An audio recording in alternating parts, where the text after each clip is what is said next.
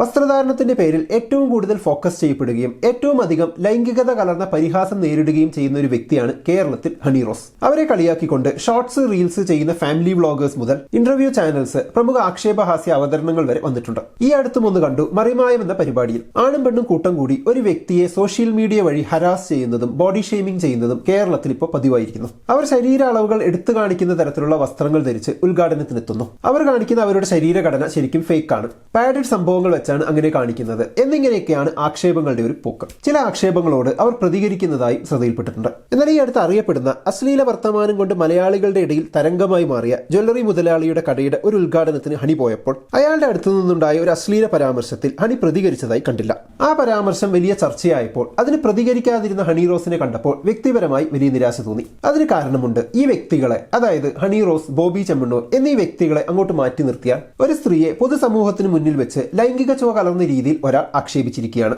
ഇതിനു മുമ്പ് അത്തരം പരാമർശങ്ങളിൽ പ്രതികരിച്ചു കണ്ട വ്യക്തി ഇവിടെ നിശബ്ദയാണ്. ഇത് ആളുകളിലേക്ക് നൽകുന്ന ഒരു അസംഷൻ ഉണ്ട്. പൈസക്കാർ വല്ലതും പറഞ്ഞാൽ ഇവർക്കൊന്നും പ്രശ്നമില്ല, സാധാരണക്കാർ പറഞ്ഞാൽ മാത്രമേ ഇവർക്കൊക്കെ അഭിമാനക്ഷതമുള്ളൂ എന്ന്. എന്നാൽ സംഗതി അങ്ങനെയല്ല. അതിനുശേഷം ഹണി റോസ് അവരുമായി സഹകരിക്കില്ല എന്ന് പറഞ്ഞിരുന്നുവെന്നും ആ പരാമർശത്തിൽ അതൃപ്തി പ്രകടിപ്പിച്ചിരുന്നുവെന്നും ഹണി റോസ് ഇപ്പോൾ FBയിലിട്ട ഒരു പോസ്റ്റിൽ നിന്നാണ് മനസ്സിലായത്. വീണ്ടും പല വേദികളിൽ വെച്ച് തന്നെ ഹരാസ് ചെയ്ത് സംസാരിക്കുന്ന ബോബി ചെമ്മണ്ണൂരുമായി ഒരു നിയമയുദ്ധം പ്രഖ്യാപിച്ചിരിക്കുകയാണ് ഹണി റോസ്. ഇത് വളരെ നല്ല കാര്യമാണ്. ചെറിയ കുട്ടികൾ മുതൽ വളരെ പ്രായമായവരോട് വരെ അശ്ലീല ചൊവ്വയോടുകൂടി സംസാരിക്കുന്ന ഒരു അശ്ലീല കോടീശ്വരനാണ് ബോബി ചെമ്മണ്ണൂർ. അതുകൊണ്ട് തന്നെ മൂപ്പർക്ക് ഒരു ഫാൻ ബേസ് ഒക്കെ ഉണ്ട്. പണമുള്ളത് കൊണ്ട് ആരോടും എന്തും പറയാം, എന്തെങ്കിലും പ്രശ്നമുണ്ടായാൽ ചാരിറ്റി നടത്തി പുണ്യാളനാകാം എന്നൊരു ലൈന്. ഇതൊക്കെ കണ്ട് പണമില്ലാത്ത കുറെ പേർ അവർക്ക് പറയാൻ കഴിയാത്ത അസഭ്യവും അശ്ലീലവും ഈ അശ്ലീല കോടീശ്വരന്റെ നാവിലൂടെ കേൾക്കാമല്ലോ, അതോർത്ത് പുളകം കൊള്ളാലോ എന്ന് വിചാരിച്ച് വൻ സപ്പോർട്ടാണ്. ഹണി റോസിനെ കാണുമ്പോൾ പുരാണത്തിലെ കുന്തി ദേവിയാണ് തനിക്ക് ഓർമ്മ വരുന്നത് എന്നാണ് ബോബി ചെമ്മണ്ണൂർ പറഞ്ഞത്. കൂടാതെ ബാക്കും ഫ്രണ്ടും കാണാൻ ഹണിയെ പിടിച്ചൊരു കറക്കും. ഇതിലൊന്നും യാതൊരു അശ്ലീലവും ഇല്ലെന്നും കുന്തി ദേവി സുന്ദരിയാണ്, അതുപോലെയാണ് ഹണി റോസും, അതുകൊണ്ടാണ് അങ്ങനെ പറഞ്ഞതും എന്നൊക്കെ പറഞ്ഞ് വേണമെങ്കിൽ ബോബി ചെമ്മണ്ണൂരിന് വാദിക്കാം.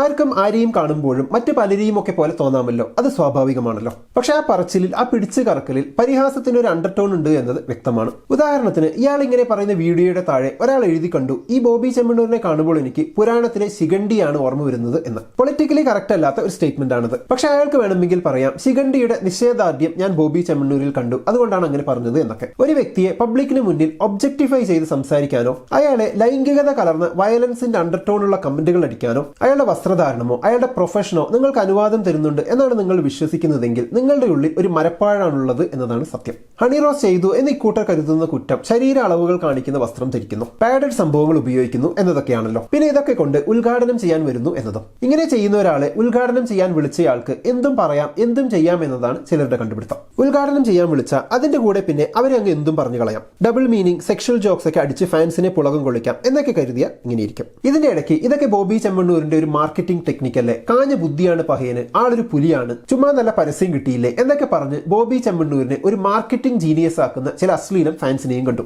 ഒന്നുമല്ല, വെറും സ്വഭാവ വൈകൃതമാണ്. അതിങ്ങനെ പണത്തിന്റെ തളപ്പിൽ പുറത്തു വരുന്നു എന്നേ ഉള്ളൂ. പിന്നെ ഇത്തരം വൈകൃതങ്ങൾക്കും നമ്മുടെ നാട്ടിൽ ഫാൻസ് ഉള്ളതുകൊണ്ട് കച്ചവടം കൂടിയാലും അത്ഭുതപ്പെടാനില്ല. അത് അയാളുടെ മിടുക്കല്ല, സ്വഭാവ വൈകൃതം നിറഞ്ഞ ഒരു ജനതയുടെ പരാജയമാണ്. ബാർബി എന്ന സിനിമയിൽ ബാർബി വേൾഡിൽ നിന്നും റിയൽ വേൾഡിലെത്തിയ ബാർബിക്ക് മറ്റുള്ളവരുടെ നോട്ടത്തിൽ ഒരു അസ്വസ്ഥത ഫീൽ ചെയ്യുന്നുണ്ട്. ബാർബിയെ കാണാൻ സുന്ദരിയാണ്, ആ സൗന്ദര്യം എടുത്തു കാണിക്കുന്ന തരത്തിലുള്ള വസ്ത്രധാരണമാണ്, ആ സൗന്ദര്യത്തെ അപ്രിഷിയേറ്റ് ചെയ്യുന്ന തരത്തിലുള്ള നോട്ടങ്ങളാണ് ബാർബിക്ക് പരിചയം. എന്നാൽ റിയൽ വേൾഡിൽ എത്തുമ്പോൾ ആ നോട്ടത്തിൽ വയലൻസിന്റെ ഒരു അണ്ടർടോൺ കൂടിയുണ്ടെന്ന് ബാർബിക്ക് തോന്നുന്നു. അതായത് സൗന്ദര്യം കണ്ടാൽ അത് അപ്രിഷിയേറ്റ് ചെയ്യാൻ തോന്നുന്നവർക്ക് അത് ചെയ്യാം, അല്ലാത്തവർക്ക് മൈൻഡ് ചെയ്യാതെ പോകാം. എന്നാൽ ഈ വയലൻസിന്റെ അണ്ടർടോൺ അത് അത്ര സുഖമുള്ള ഒരു ഏർപ്പാടല്ല. ഹണി റോസിനെതിരെയുള്ള സൈബർ ബുള്ളിയിങ്ങിലും ഇപ്പൊ ഈ ബോബി ചെമ്മണ്ണൂരിന്റെ പ്രവൃത്തിയിലുമൊക്കെ ഈ വയലൻസിന്റെ അണ്ടർടോൺ നമുക്ക് കാണാൻ കഴിയും. അതായത് അവരെ നോക്കാതിരിക്കാൻ ഇവർക്ക് കഴിയുന്നില്ല. അവരെ നിരന്തരമായി തേടിപ്പിടിച്ച് ഉപദേശിക്കലും ബുള്ളിയിങ്ങും ഒക്കെയാണ്. എന്തുകൊണ്ടാണ് അവരെ ഇഗ്നോർ ചെയ്യാൻ? അവരുടെ വസ്ത്രധാരണ രീതിയെ, അവർ ഉദ്ഘാടനത്തിന് വരുമ്പോഴുള്ള ആൾക്കൂട്ടത്തെ, അവർക്ക് കിട്ടുന്ന ഉദ്ഘാടനങ്ങളെയൊന്നും ശ്രദ്ധിക്കാതെ ഇരിക്കാൻ ഇവർക്ക് കഴിയാത്തത്. അവരാരെയും ബോഡി ഷെയ്മിംഗ് ചെയ്യുന്നില്ല, പരിഹസിക്കുന്നില്ല,